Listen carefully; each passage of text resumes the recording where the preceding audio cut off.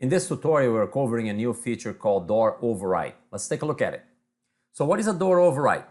Override gives ACM the ability to temporarily change the mode of a particular door or a group of doors. It is the type of configuration that is one time only. So you send the configuration to that particular controller and forget. It will execute it by itself. A perfect application for that, let's say you have a front door and you want to unlock that door for the next hour. You would go configure that and the door would open, and within that hour, the door would go back to close and that configuration would not be used again. So it's one-time configuration. To be able to use overrides, you need to be running Mercury panels using firmware 127.1. And you can have a maximum of 100 overrides on a single panel. So each panel, each controller can have up to 100 overrides. Let's take a quick look here at the prerequisites.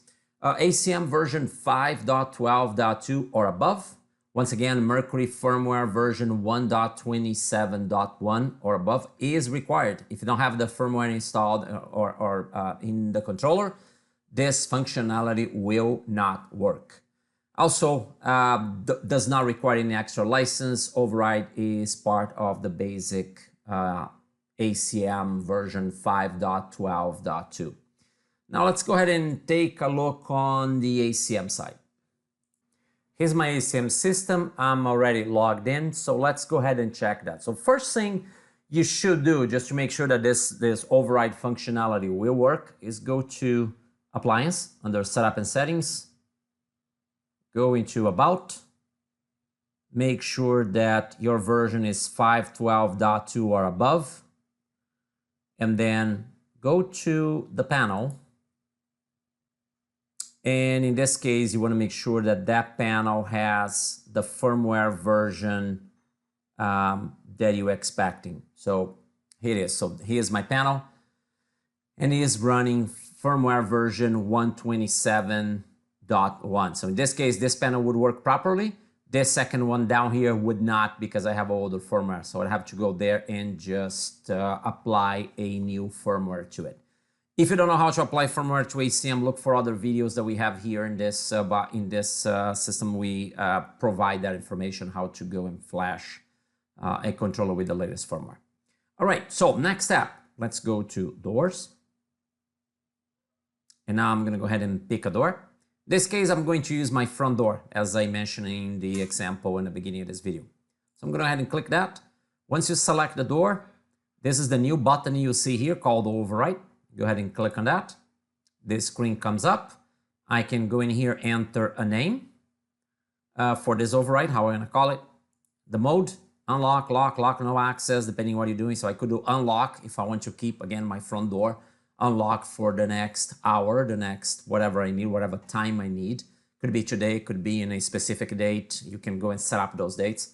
It could be a lock no access. So let's say there is some maintenance going in that particular location and I don't want anyone to have access because there is some danger materials in there. So I can go and lock no access to that door for the next an hour, 3 hours, whatever I need. Okay, so I can go set up that. Then this is the door. And this is where I go and set up the time. So I can click on it. Here the calendar pops up with the time. Same goes over here. And also I can enter notes and select partitions. So this is one door. So let me show you how if I need to do multiple doors. So cancel that. So for multiple doors, basically all I have to do is just go and select the doors that I want. So let's say that I want those 3 doors here. If I click Override now, it's going to show the 3 doors there in the list. So cancel again. I'm just going to use my front door to execute these actions. Okay, now I have the door selected. I'm going to go ahead and just click Override. I'm going to go here, enter this case. I'm going to say unlock door for 2 minutes. Here's my front door. I'm going to go ahead and do this from 48 to 49. So I'm just going to do literally 1 minute. By default, it comes 1 hour. I can enter notes and partitions. So next step, just click on that and actually have to select the door mode. So if you don't do that, it will let you know. So here it is. I want the door to be unlocked. I'm going to go ahead and hit add. And now the door is in override. So notice that the door is right now in unlock state. And now this icon show up in here. So this is showing me that this door is at the moment in override mode. And which in a minute, I just set this for 1 minute, it should come off and you'll be able to see this, this information here. So again, right now, here's the door, is in unlock state. If I click on this button, it will show me the override configuration. I could either delete it or later on I can go back to it, click in the name of there, and I can go and change that override. I can go back and modify that override and utilize this override again. If I don't want to utilize it, I can just go ahead and delete it. Don't forget, I could have for this one controller up to 100 door overrides configured in ACM. So going back to overrides, I just heard the door closing, so here it is. Right now, this is showing that I do have a door override configuration created for this door, but it's not active. When it's active, it's solid blue. When it's inactive, it has just the ring, it's just a ball, and you will see, you'll have the ability to click here and go and modify it. So I can click on the name itself, come here and modify it, or in this case, I just want to go ahead and delete it. Click there, and this will delete the override. There, no overrides anymore.